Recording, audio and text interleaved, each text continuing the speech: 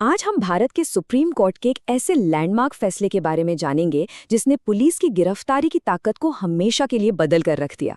जी हाँ, ये है अरनेश कुमार बनाम बिहार राज्य का मामला।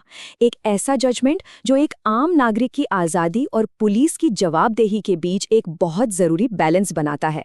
चलिए समझते हैं कैसे। इस पूरे मामले की जड़ में सुप्रीम कोर्ट की ये एक बहुत तीखी टिप्पणी है।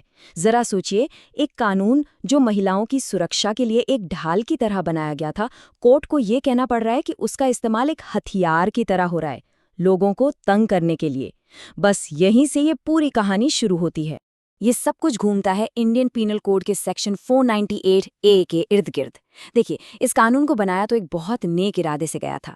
ये महिलाओं के लिए एक शील्ड थी जो उन्हें उनके पति और ससुराल वालों के हाथों होने वाले उत्पीड़न से बचाती थी, खासकर दहेज से जुड़ी प्रताड़ना से। कागज पर तो ये एक बहुत ही जरूरी कानून था, पर इरादा कितना भी नेक हो, जमीनी हकीकत कुछ और ही कहानी कह रही थी।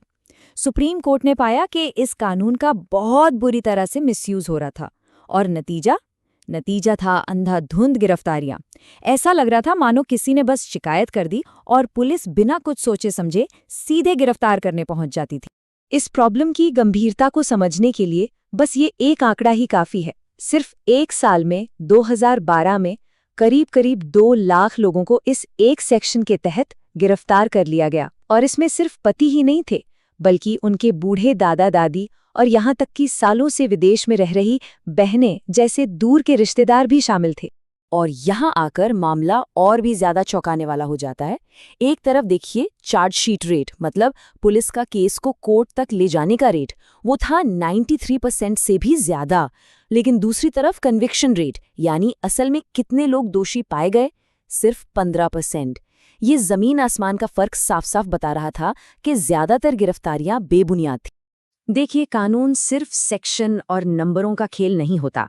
किसी की गिरफ्तारी का असर उसकी जिंदगी पर बहुत गहरा पड़ता है, एक ऐसा असर जो शायद कभी मिटता नहीं। सुप्रीम कोर्ट ने इसी मानवीय पहलू पर बहुत जोर दिया, ये याद दिलाया कि हर गिरफ्तारी की एक बहुत भारी कीमत होती है। कोर्ट के ये शब्द गिरफ्तारी के असर को बिल्कुल साफ कर देते हैं। ये किसी इंसान की इज्जत, उसके परिवार और उसके भविष्य पर एक ऐसा दाग लगा सकती है जो शायद कभी नहीं मिटता, भले ही बाद में वो इंसान पूरी तरह से बेगुनाह ही क्यों न साबित हो जाए। सुप्रीम कोर्ट ने पुलिस के इस रवैये की बहुत सख्त आलोचना की। पुलिस अपनी गिरफ्तारी की ताकत का इस्तेमाल बहुत ही लापरवाही से कर रही थी।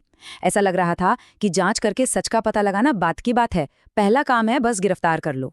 मतलब अरेस्ट फर्स्ट, इन्वेस्टिगेट लेटर का एक खतरनाक ट्रेंड बन गया था। और मजे की बात तो ये है कि ऐसी बेवजह की गिरफ्तारियों को रोकने के लिए कानून पहले से ही मौजूद था। ये था क्रिमिनल प्रोसीजर कोड यानी CRPC का सेक्शन 41। ये पुलिस की रूल बुक का एक बहुत अहम हिस्सा है, लेकिन इस जरूरी नियम को जैसे भूला ही दिया गया था। सेक्शन 41 साफ साफ बताता है कि पुलिस कब और क्यों किसी को बिना वारंट के गिरफ्तार कर सकती है, खासकर उन मामलों में जिनकी सजा 7 साल से कम है। इसका मकसद ही यही था कि गिरफ्तारी एक सोची समझी कार्रवाई हो, न कि एक रूटीन काम। तो अरनेश कुमार केस में सुप्रीम कोर्ट ने इसी सेक्शन 41 को फिर से सबके सामने रखा। उन्होंने साफ कर दिया कि पुलिस को किसी को भी गिरफ्तार करने से पहले इस चेकलिस्ट के हिसाब से खुद से ये 5 सवाल पूछने ही होंगे। गिरफ्तारी तभी जायज होगी जब इनमें से कम एक का जवाब हाँ में हो और पुलिस के पास इसका एक ठोस कारण लिखित में मौजूद हो। तो सबसे अहम बात जो यहाँ समझनी है वो ये है कि सिर्फ इसलिए कि पुलिस के पास किसी को गिरफ्तार करने की ताकत है, इसका ये मतलब बिल्कुल नहीं है कि उन्हें ऐसा करना ही चाहिए। हर गिरफ्तारी के लिए एक मजबूत, तर्कसंगत और कानूनी वजह होनी चाहिए, जिसे कागज पर दर्ज करना जरूरी है।